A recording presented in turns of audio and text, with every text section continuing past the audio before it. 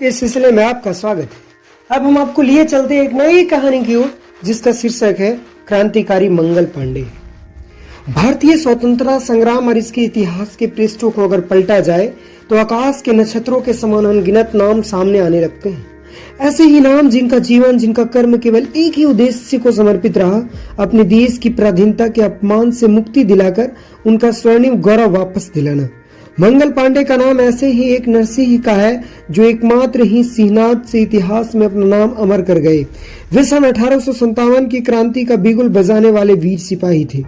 मंगल पांडे की जन्म तिथि, बाल्यावस्था और पारिवारिक स्थिति के बारे में ठीक विस्तार पूर्वक तो कुछ पता नहीं चल पाता। केवल इतनी जानकारी उपलब्ध है कि वे उत्तर प्रदेश के मेरठ के बलिया नगवा गांव में एक निर्धन परिवार में जन्मे थे। उनकी शिक्षा दीक्षा भी संभवतः सामान्य स्तर पर ही हो पाई थी, परंतु उनकी व्यवहारिक बुद्धि बड़ी कुशाग्र थी। साहस और वीरता की भावनाएं उनमें कूट कर भरी थी। किसी भी गलत बात या अन्याय को वे सहन नहीं कर पाते थे और उनका कड़ा विरोध करते थे। उनकी पारिवारिक निर्धनता भी उनकी दबंगता के आगे आड़े नहीं आ पाती थी। धीरे धीरे जब उनके परिवार का ऋण भार बहुत अधिक हो गया तो उसे चुकाने का दायित्व मंगल पांडे के कंधों पर आ पड़ा। वे अपने उग्र स्वभाव को भली भांति जानते थे। साथ ही उनकी यह भी इच्छा थी कि उन्हें कोई ऐसा कार्य मिल जाए जिससे कि ऋण के भार से मुक्ति मिलने के साथ साथ उन्हें साहस और वीरतापूर्ण कार्य करने का अवसर मिले। अतः उन्होंने एक सैनिक के रूप में तत्कालिक अंग्रेज सरकार के सैनिक में नौकरी ले ली। यह बात 1857 की है। हालांकि अंग्रेजों का वर्चस्व तो भारत में काफी समय पूर्व ही कायम हो चुका था और कब तक तो उनकी जड़ें बहुत गहरे हो चुकी थी। सन 1757 के प्लासी के युद्ध के बाद से ही भारत अंग्रेजों का वर्चस्व स्थापित होने लगा था।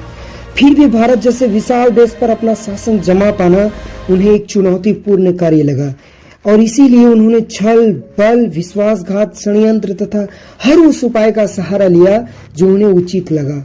ऐसा करते हुए वे न केवल सारे मानवीय पहलू को ठुकराकर ताक पर रखते देखे थे, बल्कि उनकी बर्बरता को देखकर ऐसा लगता था जैसे मानो भारतवासी उनके लिए पशु समान थे। बड़े से बड़े अत्याचार करते हुए भी उनकी नीति ऐसी होती थी कि आरंभ में तो कोई उनके दुष्चक्रों को समझ ही नहीं पाता था। ईस्ट इंडिया कंपनी के सामने आने से पहले ही देश कुछ और ही था। भारत मुख्यतः गांवों का देश है। भारत की सच्ची आत्मा आज भी गांवों में बसती है। तत्कालीन गांव पूर्णतः आत्मनिर्भर थे। वे किसी भी आवश्यक वस्तु के लिए बाहरी तत्वों पर निर्भर नहीं थे। उनकी व्यवस्था पारस्परिक सहयोगी और सद्भाव पर आधारित थी। प्रत्येक कार्य के लिए एक वर्ग नियत था। किसान खेती करते थे। फसल का केवल एक भूभाग राजस्व के रूप में गांव से बाहर जाता था। बढ़ई तथा लुहार खेती व अन्य कार्यों के लिए यंत्र बनाते थे। ब्राह्मण धार्मिक अनुष्ठान करवाना तथा शिक्षण आदि कार्य कराते थे। नाई, धोबी व सुनार आदि अपने अपने कार्य द्वारा सभी वर्गों की सहायता करते थे। बुनकर कपड़ा बुनते, राजगीर घर बनाते। यह व्यवस्था इतनी सुदृढ़ थी जिसमें प्रत्येक के श्रम का सही मूल्यांकन होता था। भारत में जब अंग्रेजों ने अपना प्रभुत्व स्थापित करना आरंभ किया तो उसे स्पष्ट दिखाई देने लगा इतने विशाल देश में अपना शासन स्थापित कर पाना सरल नहीं है। पारस्परिक सहयोग की भावना और एकता भारतीयों की बहुत बड़ी शक्ति है, जिससे अनेक धर्म और जातियों के अनुयायी सहजता से बंधे हुए हैं। इसीलिए उसने ऐसी दमनकारी नीतियां नवीन सुधार के नाम पर लागू करने शुरू कर दी जिससे कि वे अपने लक्ष्य में सफल हो सके। अंग्रेज के हस्तक्षेप के कारण भारतीय महाराजों व नवाबों की शक्ति और आय घट गई। अब उनका पहले वाला भारत प्रभाव जाता रहा। वे नामात्र के राजा रह गए। किसानों के लिए अच्छे बीज, खाद व कृषि के नवीन उपायों पर रोक लगा दी गई। उन्होंने अपनी इच्छा अनुसार खेती करने से रोका जाता। भू राजस्व आश्चर्यजनक रूप से कई गुना बढ़ा दिया गया और कर के रूप में अनाज के बजाय नगद राशि की मांग की जाने लगी। ऐसे में किसान अपना आवश्यकता पूर्ण फसल न उगाकर उन फसलों को उगाने पर विवश हो गए जो बाजार में आसानी से बिक सके, उन्हें नगद राशि मिल सके। जो किसान अपना कर नहीं चुका पाते उनके हल, बैल, बीज के रूप में रखा गया अनाज तथा खेती तक छीन लिए जाते। फलस्वरूप भारत का अन्नदाता स्वयं दाने दाने का मोहताज होने लगा। दस्तकारों की दशा भी इससे अछूती नहीं थी। एक समय में भारतीय कपड़ा विदेशी बाजारों में सहारा जाता था, परंतु अब स्थिति यह थी कि कई दस्तकारों ने अंग्रेजों की मनमानी से बचने के लिए अपने अंगूठे स्वयं काट डाले थे, क्योंकि वे ना तो अपनी इच्छा से कपड़ा बुन सकते थे और ना ही वे बेच सकते थे। उनने बलपूर्वक अंग्रेज व्यापारियों को ही कपड़ा बेचने के लिए कहा जाता था। अंग्रेज व्यापारी ना तो उनके श्रम का उचित मूल्यांकन करते और ना ही कपड़ा का सही मूल्य अदा करते थे। दस्तकारों पर गुप्त रूप से निगाह रखी जाती। यदि कोई चुपचाप थान पूरा करके किसी दूसरे व्यापारी को बेचने का प्रयास करता तो उसका हथकरघा, चरखा आदि जला दिया जाते। अंग्रेज सिपाही धान पूरे करने से पहले ही हथकरघे के बीच से ही बलपूर्वक काट कर ले जाते। इस प्रकार दूसरों के तन ढकने वाले स्वयं निर्वस्त्र था। नगरों में देसी व्यापारियों के उद्योग धंधे चौपट कर दिए गए थे। उनसे कुटीर उद्योगों को प्रोत्साहित करने की बात कहकर मशीनों व निकल पुर्जे छीन लिए जाते, जिससे देश उद्योग पूरी तरह से नष्ट होते जा रहे थे। ग्रामीण जन शहरों की ओर पलायन कर रहे थे और शहरी वर्ग गांवों की ओर। देश की सारी व्यवस्थाएं जैसे चौपट हो चुकी थी। ऐसे में यदि कोई वर्ग लाभ में था तो वह या तो स्वयं अंग्रेज थे या फिर ऐसे स्वार्थी लोग जो अंग्रेजी के चापलूसा से चांद काटने में लगे थे। भारतीय बाजार ब्रिटेन से आयातित सामान से पता पड़ा था, जो भारतीय सामान से मुकाबला न केवल सस्ते दामों पर बेचा जाता बल्कि अधिक आकर्षक भी था, क्योंकि वे मशीनों द्वारा बनाया जाता था। जब देश के ऐसे ही सामान तैयार करने के लिए प्रयास किया जाता तो मशीनें लगाने की अनुमति नहीं दी जाती थी और देश विदेशियों द्वारा स्थापित कारखानों में मशीनों का उपयोग अत्यधिक किया जाता, जिससे मानव श्रम व्यर्थ या अत्यधिक सस्ता हो जाता। ऐसे ही हजारों कारण थे जिनसे भारतीयों के मन में अंग्रेजों के प्रति विरोध बड़े पैमाने पर पनप रहा था। सन 1757 से 1857 तक के वर्षों में भारतीयों का यह असंतोष अपना धैर्य न सिर्फ खोने लगा था बल्कि ऐसे ज्वालामुखी में परिवर्तन हो चुका था जिसमें कभी विस्फोट हो सकता था। मैकलम लुई में मद्रास सुप्रीम कोर्ट का जज रह चुका था। यदि उसकी उस रिपोर्ट को ही ले लें जो कि उसने वापस लंदन जाकर अपने आकाओं में को दी थी तो उतना भरी भारतीयों की करुणा दशा बताने के लिए पर्याप्त होगा। उसने कहा था कि हमने भारत को पूरी तरह से खोखला कर दिया है और उनकी सारी समृद्धि एवं धार्मिक अवस्थाओं को मिट्टी में मिला दिया है। हमने उनसे उनकी हर वस्तु छीन ली है जिससे वे सिर उठाने के लायक न रहे। उनसे हमारा संबंध केवल मालिक और गुलाम का रहा है। सन 1857 तक यह स्थिति चरम पर पहुंच चुकी थी। इस समय लॉर्ड डलहौजी के हाथों में भारत में शासन की बागडोर थी। यह अत्यंत क्रूर व्यक्ति था। सन 1857 के विरोध के प्रमुख कारणों में से अधिकांश लॉर्ड डलहौजी के कार्यकाल में ही पैदा हुए, इसीलिए इस विद्रोह का सबसे बड़ा उत्तरदायी ठहराया जाता है। लॉर्ड डलहौजी की हड़प करने तथा विलय की नीति ने देश विदेशी राजाओं के मन में असंतोष भर दिया था। उन्हें अब अंग्रेजों पर जरा भी विश्वास नहीं रह गया था। उनकी नीति के कारण सतारा, झांसी, नागपुर, जयपुर, संभलपुर, बघाट और उदयपुर आदि राज्य का अंत हो गया। कर्नाटक के नवाब और तंजौर के राजा की मृत्यु के उपरांत उनकी उपाधियां वापस छीन ली गई। पेशवा बाजीराव द्वितीय के दत्तक पुत्र को पेशवा का पुत्र ही नहीं माना गया और उनसे उपाधि एवं सुविधाएं वापस लेकर पेंशन बंद कर दी गई। झांसी की रानी लक्ष्मीबाई को भी दत्तक पुत्र की आज्ञा नहीं दी गई। पंजाब और बर्मा अंग्रेजी राज्य में मिल गए। नवाब वाजिद अली शाह का अवध भी अंग्रेजी सरकार में मिला लिया गया। केवल इतना ही नहीं बल्कि मुफ्ती मुल्ला बादशाह बहादुर शाह जफर के साथ भी डलहौजी का व्यवहार अत्यंत अपमानजनक था। अपने ही देश में उन्होंने पेंशन भोगी बनाकर लाल किले के चार दीवारी तक सीमित कर दिया गया था। उनके उत्तराधिकारियों को तो जैसे पूरी तरह से अस्वीकृत ही कर दिया गया।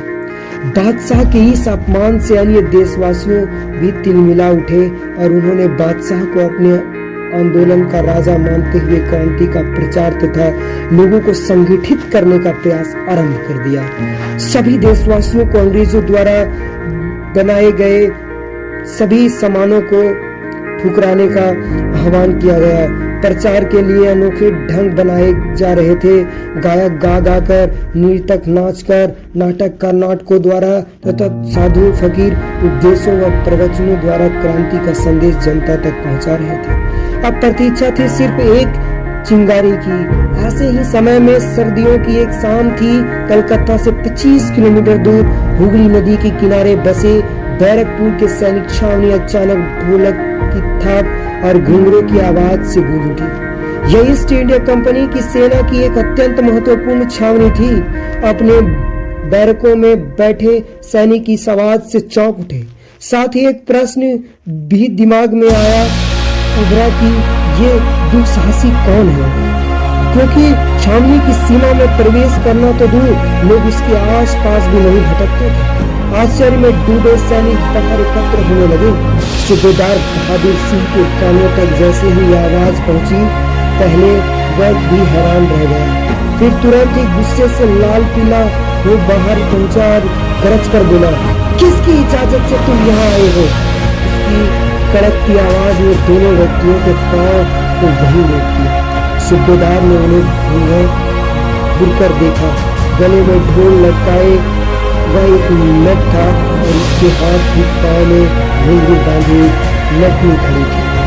सहमे हुए नट ने थोड़ी आगे बढ़ते हुए कहा, हुजूर, हम तो सभी छावनियां गाते हैं, अपने नाच गाने से सैनिकों को खुश करते हैं, उनका मन बहलाते हैं, और इस काम के लिए हमें तो अंग्रेज बहादुर का इल्जामात मिला भी है। यह देखिए, कहते हुए उस नट ने एक कागज अपने झोले से निकालते हुए वहीं के सूबेदार के सामने कर दिया। वह अंग्रेजी में लिखा कोई पत्र था। अच्छा ठीक है। सूबेदार ने अपनी अकड़ी हुई गर्दन लापरवाही से दूसरी ओर घुमाते हुए कहा, वास्तव में वह अंग्रेजी पढ़ना नहीं जानता था। वह नहीं चाहता था कि सैनिक के सामने उनकी यह पोल खुले जाए, और नट भी तो जैसे इसी प्रतीक्षा में था। उसने तुरंत वह पत्र झोले में वापस डाल लिया। जब सूबेदार इनके साथ क्या सलूक करेगा, यह प्रश्न वहां इकट्ठे हर सैनिक के चेहरे से झलक रहा था। सूबेदार के चेहरे पर अभी भी सख्ती थी और ततोरियां चढ़ी हुई थी। उसने एक नजर सैनिकों के चेहरे पर डाली, मानो उसके मनोभाव पढ़ रहा हो। फिर अचानक मुस्कुराकर नट और नटी से पूछा, तो तुम लोग तमाशा दिखाओगे? इस परिवर्तन पर नट नटी उत्साहित होते हुए बोले, जी हाँ, बस आपको आज्ञा चाहिए, हमें पैसा रुपया या किसी चीज की दरकार नहीं है। सूबेदार की स्वीकृति मिलते ही देर थी कि फिर क्या था। नट और नटी ने ऐसा समा बांधा कि सैनिकों के साथ साथ स्वयं सूबेदार बहादुर सिंह भी झूम उठे। सैनिकों की एकरार उबाऊ जीवन में कुछ पलों के लिए जैसे रस भर गया। नट और नटी अपना तमाशा समाप्त करके जा चुकी थी, परंतु उसके गाए गीत की पंक्तियां छावनी के हर सैनिक के जवान पर थी। लाल मुख के बंदरों ने उजाड़ दिया है सारा बाग, कैसे कोई ढोल बजाए, कैसे कोई गाए राग। ये पंक्तियां गुनगुनाते घनश्याम सिंह अपने ही में मगन थे, जबकि उनके साथ साथ चल रहा सैनिक मंगल पांडे किसी गहरी सोच में डूबा था। अचानक वह अपने साथी घनश्याम से बोला, जो गीत तुम गुनगुना रहे हो उसका कुछ अर्थ भी समझिए ठाकुर। घनश्याम ने कुछ न समझने वाले भाव के साथ मंगल की ओर देखते हुए कहा, समझना क्या? उसी गीत की पंक्तियां हैं जो ये शाम के नट और नटी गा रहे थे। हाँ, पंक्तियां तो उसी गीत के हैं, पर इसका अर्थ केवल उतना ही नहीं है घनश्याम सिंह। मंगल पांडे ने अर्थात पूर्ण दृष्टि से घनश्याम की ओर देखा। बजाय बाल की खाल निकालने की सीधा सीधा बताओ तुम्हारा मतलब क्या है? घनश्याम सिंह ने उछले हुए स्वर में पूछा। खाने के बाद बताऊंगा, कहते हुए मंगल पांडे बात को उसी समय टाल गए। रात के खाने के बाद मतादीन ठाकुर घनश्याम सिंह और मंगल पांडे एकत्र हुए तो पुनः वही प्रसंग छिड़ गया। मंगल पांडे ने स्पष्ट करते हुए कहा कि गीत का अर्थ है कि लाल मुंह के बंदर, अर्थात इन फकीरियों ने हमारे देश को उजाड़ कर बर्बाद कर दिया है और इन्हें मार भगाने में ही हमारी भलाई है। यह कोई सामान्य गीत नहीं है, बल्कि बगावत का छुपा हुआ संकेत है। बात समझ में आते ही बाकी दोनों व्यक्तियों के चेहरे पर भी आश्चर्य फैल गया, परंतु उसमें से कोई यह नहीं समझ पा रहा था कि यह संकेत किसकी तरफ से है। नौकरी भले ही विदेशियों की कर रहे थे, परंतु उसमें से किसी के भी मन में अपनी मातृभूमि के प्रति प्यार कम नहीं था। अंततः मंगल पांडे ने ही उस उपाय सुझाते हुए कहा कि वह कल सुबह उन दोनों नट नटी को ढूंढकर उनसे इस बारे में जानकारी प्राप्त करेंगे। इसके बाद सभी अपनी अपनी बैरक में सोने के लिए चले गए, परंतु बंगाल आर्मी के नेवी इन्फेंट्री रेजिमेंट के 34वें बेल्टन के सैनिक नंबर 446 मंगल पांडे की आंख से नींद गायब थी। ऐसा लगता था मानो उसकी आत्मा में किसी नवजागरण का संकेत उदित हो चुका है। अगले दिन मंगल पांडे ने काफी देर ढूंढने के बाद बाजार में आखिरकार उन दो नट नटी को ढूंढ निकाला। पहले तो उन्होंने ऐसा जाहिर किया मानो मंगल पांडे के फैसले को समझ ही नहीं पा रहे हैं। बाद में काफी पढ़ने पर उन्होंने एकांत स्थान पर उन्हें अपने बारे में बताया। ये दोनों वास्तव में क्रांतिकारी थे। इस समय देश भर में क्रांति की ज्वाला भड़क रही थी और उनका केंद्र बिंदु थे दूर के नाना साहब और तात्यातोर। इस कार्य में समाज का प्रत्येक व्यक्ति अपने अपने स्तर पर योगदान दे रहा था और तरह तरह के देश में क्रांति का प्रचार करने में लगा था। नट और नटी ने मंगल पांडे को अंग्रेजी के अत्याचारों की बर्बरता के बारे में बताते हुए उनके आंखों में नम आ गई थी। अन्य सिपाहियों को जगाने का भी आह्वान किया। देशवासियों की दुर्दशा के बारे में सुनकर मंगल पांडे की आंखें में खून उतर आया। उनकी भुजाएं पकड़ उठी। वे तुरंत कुछ करने के लिए उतावले हो उठे, परंतु नट नटी ने उन्हें शांत होना सिखाया और धैर्य के साथ सही दिन की प्रतीक्षा करने और अन्य सिपाहियों को भी तैयार करने को कहा। जब मंगल पांडे उस दिन शाम वापस अपनी बैरक में लौटे तो पूरी तरह से बदल चुके थे। उन्होंने अपने साथियों को भी पूरी दिन की घटनाक्रम को अवगत कराया। अपने देश की दुर्दशा पर सभी की मन स्थिति मंगल पांडे जैसी ही थी। सबने मातृभूमि की बलि देवी पर अपने शीश चढ़ाने के लिए प्रतीक्षा थी। अभी इस घटना को हुए कुछ ही समय हुआ था कि अचानक एक घटना घटती हुई सामने दिखाई दी। बैरकपुर छावनी से ही कुछ दूर एक पेड़ के नीचे एक साधु ने आकर डेरा जमा लिया। भस्मभूत शरीर, सिर पर जटाजूट, गले में रुद्राक्ष, एक और त्रिशूल गड़ा हुआ, मृग छाया पर बैठ वह आंखों बंद किए गंभीर भाव से ध्यान में लीन था। सर्दियों के ठिठुरते दिनों में भी वह एकमात्र एक लंगोट धारण किए थे।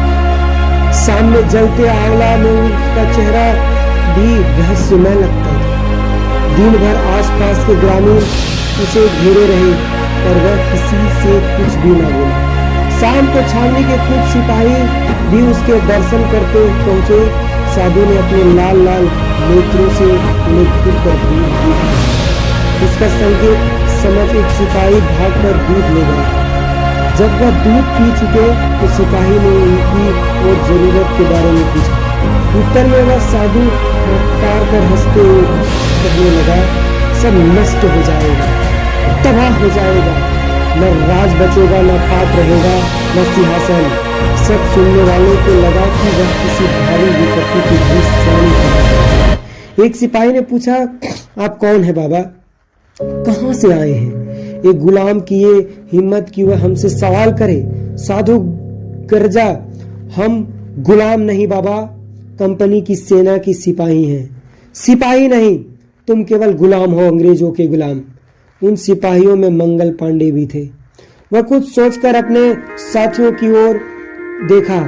सहायता से साधु को छिपाकर अपनी बैरक में ले गए। वहीं उनके भोजन की व्यवस्था की। बाद में विश्वास होने पर साधु ने उनको अपना वास्तविक परिचय दिया। वह एक क्रांतिकारी था, जगह जगह क्रांति का प्रचार कर रहा था। उससे मंगल पांडे और अन्य सिपाहियों को कई ऐसी सूचनाएं मिली कि उनकी कनपटियों क्रोध से सुलग उठी। साधु ने बताया कि किस प्रकार अंग्रेज भारतीयों का शोषण कर सारी संपत्ति अपने देश भेज रहे हैं। मंदिर मस्जिद को अपमानित कर तोड़ा जा रहा है। देवी प्रतिमाएं पैरों तले कुचले जा रहे हैं। स्त्रियों की अस्मिता को पग पग पर रौंदा जा रहा है। शोषण के रोज नए नए ढंग ढूंढे जा रहे हैं। और तब तो हिंदू मुसलमान दोनों की धार्मिक भावनाओं को आहत करने के लिए ऐसे कारतूस सेना में प्रयोग किए जाएंगे जिन पर गाय और सुअर की चर्बी युक्त खोल चढ़ा होगा। इस खोल के दांतों को हटाकर ही प्रयोग किया जा सकेगा। अंग्रेज सेना में विदेशी सैनिकों के साथ साथ देश के सैनिक भी भारी संख्या में मौजूद थे। इससे उनकी धार्मिक भावनाओं को गहरी ठेस पहुंची। इसीलिए इन अंग्रेजों को सबक सिखाने के लिए स्थान स्थान पर लोग तैयार में जुटे हैं। एक निश्चित दिन सभी एक साथ विद्रोह का बिगुल बजा देंगे। दमदम छावनी के अलावा मेरठ छावनी के सिपाहियों ने भी इस सूचना के मिलते ही नई कारतूस लेने से इनकार कर दिया। वो बुरी तरह से भड़कते हुए और अंग्रेज अधिकारी उन्हें फुसलाने का प्रयास करने में लगे हुए थे। अंग्रेजों ने अभी तक भारतीय सैनिकों की केवल स्वामी भक्ति देखी है। उनका रौद्र रूप वे सहन नहीं कर पाएंगे। इस योजना के सूत्रधार है पेशवा बाजीराव के दत्तक पुत्र दिलजीत के नाना साहब। सभी हिंदू मुसलमान मुगल बादशाह बहादुर शाह जफर के झंडे तले एकजुट हैं, जिन्हें अंग्रेजों ने अपने ही देश में अपने ही किले में कैद कर रखा है। इस क्रांति की सूचना कमल के फूल और रोटी के सांकेतिक प्रतीकों के माध्यम से देश भर में फैलाई जा रही है। किसी एक पलटन जितने सिपाहियों के हाथों से वह कमल का फूल गुजरता है, उनका अर्थ है कि वे सभी सैनिक विद्रोह तैयार हैं। जिस सिपाही के साथ वह कमल का फूल सबसे अंत में जाएगा, वह उसी दूसरी पलटन के सिपाही तक पहुंचा देगा। इसी प्रकार एक गांव का चौकीदार कुछ रोटियां बनवाकर दूसरे गांव के चौकीदार के पास पहुंचता है। दूसरा गांव का चौकीदार उन रोटियों को बनाकर अन्य को बांटता है। जितने लोग उस रोटी को खाएंगे वे मातृभूमि का ऋण चुकाने के लिए तैयार समझे जाएंगे। फिर वह चौकीदार कुछ रोटियां बनवाकर अगले गांव के चौकीदार तक पहुंच जाएगा। इस प्रकार यह प्रक्रिया देश भर में चल रही है। अभी को यह एक ही आक्रमण करना है। क्रांति के लिए निश्चित तिथि तय की गई है, 31 मई 1857। ये सारी जानकारी देने के बाद वह साधु चुपचाप रात के अंधकार में विलीन हो गया। मंगल पांडे की बैरक में उस समय 29 और 34 नंबर पलटन के सिपाहियों ने नेता मौजूद थे। सभी निश्चित तिथि की प्रतीक्षा करने लगे। ऐसे नहीं है कि अंग्रेज अधिकारियों को देसी सिपाहियों में फायदे और संतोष की भावना नहीं थी, परंतु वे सारी स्थिति पर चालाकी से नियंत्रण बनाए हुए थे। चुपचाप सावधानी पूर्वक विदेशी सैनिकों को भारत बुलाया जाता और उनके आने पर देसी सैनिकों के स्थान पर उन्हें नियुक्त कर दिया जाता। पहले से ही देसी सैनिकों पर गुप्त रूप से नजर रखी जाती और जरा सा भी अनदोष होने पर उन्हें तुरंत बर्खास्त कर दिया जाता, ताकि दूसरे देशी सैनिकों पर उनका प्रभाव न पड़े। साधु वाली घटना को 2-4 दिन बीत चुके थे। मंगल पांडे अपने अन्य साथियों के साथ विद्रोह की तैयारी में जुटे हुए थे। इस छावनी तक भी चर्बी वाला कारतूस पहुंच चुके थे। उनके प्रयोग के लिए देसी सैनिकों पर भारी दबाव पड़ रहा था। कुछ अधिकारी बार बार उन्हें समझा रहे थे कि चर्बी को लेकर उनका वहम निर्धार है।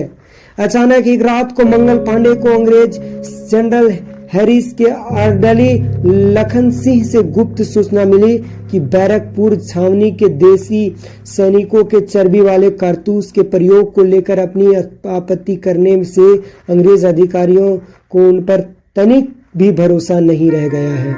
वे अंग्रेजी पलटन वर्मा से बुलवा रहे हैं। उनके आते ही 29 और 34 नंबर पलटन के सिपाहियों के हथियार चुपचाप रखवा कर उन्हें बर्खास्त कर दिया जाएगा। मंगल पांडे की बैरक में उस समय 29 और 34 नंबर पलटन के सिपाहियों के नेता उपस्थित थे, जिसमें ठाकुर जगमोहन सिंह, दीनबंधु इलाहा बखस्त आदि प्रमुख थे।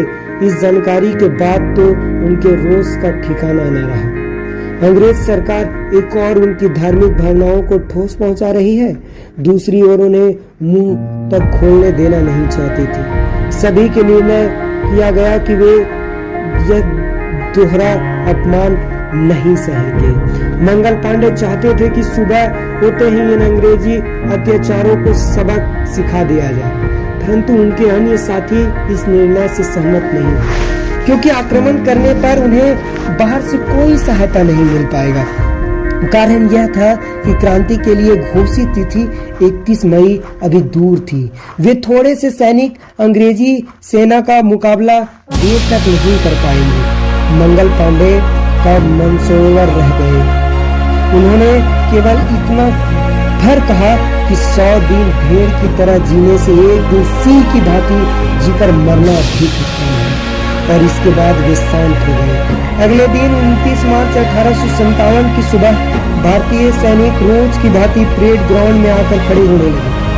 अनेक चेहरे, व्यवहार या बातचीत से कहीं भी यह प्रकट नहीं हो रहा था कि वे किसी प्रकार के विद्रोह के लिए तैयार हैं। स्पष्ट था कि मंगल पांडे की बीती रात जिन सूबेदारों के से बातचीत की थी, उनमें से किसी ने भी अपने सिपाहियों को इस संदर्भ में कोई बात नहीं बताई थी। मंगल पांडे अपने अंदर आग धधकती महसूस कर रहे थे। वे गंभीर रूप से शांत बने हुए थे, चेहरे पर कठोरता के भाव साफ नजर आ रहे थे। वे पहले पंक्ति में थे। उनके सामने सूबेदार ठाकुर जगमोहन सिंह खड़े हुए थे। मंगल पांडे के एक और बालेश्वर राम और दूसरी ओर रमजान अली खड़े थे। अचानक रमजान अली ने मंगल पांडे की ओर देखकर पूछा, क्या बात है पांडे जी, आज कुछ उखड़े उखड़े से लग रहे हो? मंगल पांडे गंभीरता पूर्वक बोले, एक बात बताओ राजमोहन अली, अगर आज तुमको नए वाले कारतूस चलाने के लिए दिए जाए तो तुम चलाओगे? लाहौल विला कुवत। पांडे जी, मैं मर जाऊंगा लेकिन चर्बी वाला कारतूस चलाकर अपना धर्म नहीं गवाऊंगा। रमजान अली की बात सुनकर बालेश्वर राम ने कहा, कहने और करने में बड़ा फर्क होता है। अंग्रेज अफसरों की अवमानना करना आसान नहीं है। पूरे देश में आज उन्हीं का राज है। मंगल पांडे तन बदन में आग लग गई। वे बोल उठे, बहुत बोलते हो बालेश्वर राम, लगता है अंग्रेजों का नमक खाकर तुम्हारा भी खून वैसा ही हो गया है। पांडे जी, बुरा मत मानना, नमक तो आपने भी अंग्रेजों का खाया है। बालेश्वर राम पलट कर बोला, हाँ, लेकिन उसके लिए अपना धर्म, अपना स्वाभिमान गिरवी नहीं रखा है। मंगल पांडे ने तिलमिलाकर कहा। यह सुनकर बालेश्वर राम, पांडे जी, बुरा न मानना, नमक तो आपने भी अंग्रेजों का खाया है। बालेश्वर राम पलट कर बोला, हाँ, लेकिन उसके लिए अपना धर्म, अपना स्वाभिमान गिरवी नहीं रखा है। मंगल पांडे ने तिलमिलाकर कहा। यह सुनकर बालेश्वर राम उपहास पूर्वक बोला, गुलाम होकर कैसा धर्म और कैसा स्वाभिमान? यदि हमने अपनी आन बान की इतनी ही फिक्र होती तो ये फिरंगी 7 समंदर पार करके यहाँ आकर राज न कर सकते थे। यह कहो कि हमारी हिम्मत जवाब दे गई है। हिम्मत ने जवाब नहीं दिया है बालेश्वर राम, यह तो अपनी की फूट के मारे है। कुछ गद्दारों ने पूरे मुल्क को बंधक बनवा दिया है, लेकिन यह ना भूलो कि हिंदुस्तानी सिपाहियों में अभी भी अपनी मातृभूमि के बंधन तोड़ने की ताकत है। बस सही वक्त का इंतजार है। न जाने कौन सा ज्योतिषी पंडित वह वक्त बताएगा जब यह गुलाम के बंधन तोड़ेंगे। बालेश्वर राम ने भड़कते हुए कहा। रमजान अली और सूबेदार ठाकुर जगमोहन सिंह, जो अभी तक चुपचाप सुन रहे थे, बात बढ़ती देख बोले, छोड़ो यार बालेश्वर, तुम भी कहाँ की बात ले बैठे। अगर चर्बी वाला कारतूस मिले तो जंग छोड़ बैठेंगे। तभी ठाकुर जगमोहन सिंह की नजर मंगल पांडे की चेहरे पर पड़ी। उनका चेहरा गुस्से से तप रहा था, आंखों में खून उतर आया और हाथ बंदूक पर कस गए थे। ठाकुर साहब घबराए गए थे। मेजर हासुन किसी भी समय मुआयना करने आ सकते थे। उन्होंने मंगल पांडे को शांत करने का प्रयास किया, परंतु वे तो अपने हृदय में कुछ अलग ही ठान बैठे थे। जैसे ही मेजर हासुन आता दिखा, सभी सावधान की मुद्रा में खड़े हो गए। हासुन नजदीक आकर खड़ा हुआ। मंगल पांडे की नजर जैसे ही उस पर पड़ी, उनके शरीर का सारा खून जैसे चेहरे पर आकर जम गया। अब अपने आप को रोक पाना बहुत मुश्किल था। वे पंक्ति तोड़कर बाहर आ गए और उनके सार्जेंट मेजर हासुन की ओर घृणा भरी दृष्टि से डालकर देखा। वे जोर जोर से चीखकर अपने साथियों को अंग्रेजों के लिए उकसा रहे थे। मेजर हासुन एक क्षण के तो सक पका गया, पर जैसे ही सारी स्थिति उसे समझ आई, उसके चेहरे से डर के भाव गायब हो गए, क्योंकि मंगल पांडे अकेले ही विद्रोह के लिए अपने साथियों को उकसा रहे थे। शेष सैनिकों के चेहरे पर निश्चित के भाव थे। गिरफ्तार कर लो इसे, मेजर हासुन की आवाज गूंजी, पर कोई भी सैनिक अपने स्थान से हिला तक नहीं। देखते क्या हो, पकड़ लो इसे। एक बार फिर हासुन की आवाज गूंजी और इसके साथ मंगल पांडे की बंदूक भी गरज उठी। हासुन घोड़े से गिरकर जमीन पर ढेर हो गए। गोली की आवाज से एक और अंग्रेज अफसर लेफ्टिनेंट वह घोड़ पर दौड़ता हुआ उनके ओर आने लगा। वह दूर से ही सारा दृश्य देख चुका था। जैसे ही वह नजदीक पहुंचा, मंगल पांडे ने उस पर भी गोली चलाई। फलस्वरूप वह भी घोड़े से गिर कर पड़ा। तुरंत ही उठ खड़ा हुआ। घाव हल्की थी, उसने मंगल पांडे पर गोली चलाई, लेकिन निशाना चूक गया। मंगल पांडे अपनी तलवार लेकर उस पर टूट पड़े और क्षण भर में उसका काम तमाम कर दिया। स्वतंत्रता के यज्ञ में उनकी 2 आहुतियां बड़ी पड़ चुकी थी, परंतु दृश्य अभी शेष था। एक और अंग्रेज अधिकारी वहां पहुंचा, परंतु मंगल पांडे ने अपने बंदूक के कुंदे के जोरदार प्रहार से उसे भी ढेर कर दिया। इस वीरता को देखते हुए भारतीय सैनिकों ने मंगल पांडे जिंदाबाद के नारे आकाश में गूंजा दिया। ठीक इसी समय जनरल हियर्सी वहां पहुंचा। सारा दृश्य देखकर दूर से ही उसने सैनिकों को आदेश दिया, सिपाहियों गिरफ्तार कर लो इस बागी को। खबरदार, अगर किसी ने मंगल पांडे को हाथ लगाया तो अच्छा नहीं होगा। सिपाहियों की तरफ से जवाब आया।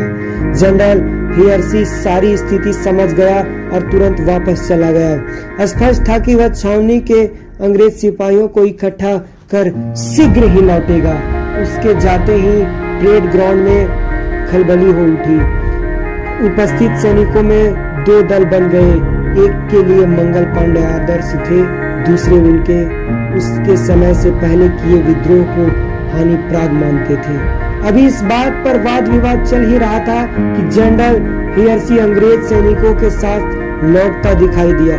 मंगल पांडे ने अपने साथियों को ललकारते हुए कहा, अब सोचने विचारने का समय नहीं रहा। अपने हथियारे उठाओ और टूट पड़ो अंग्रेज शत्रुओं पर। इसी समय को सही समय समझ लो और अपने मातृभूमि को बंधन मुक्त करने के लिए आगे बढ़ो। परंतु उनकी आवाज अकेले ही गूंज रही। उन्हें कोई प्रत्युत्तर नहीं मिला।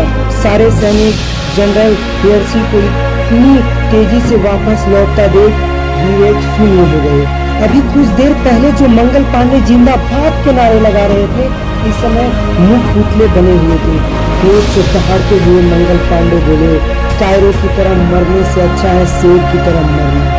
स्वतंत्रता की वेदी पर मैं ही अपनी पहली आहुति देता हूँ। और उन्होंने अपनी बंदूक में बची अंतिम गोली स्वयं को मारी, परंतु वे बच गए।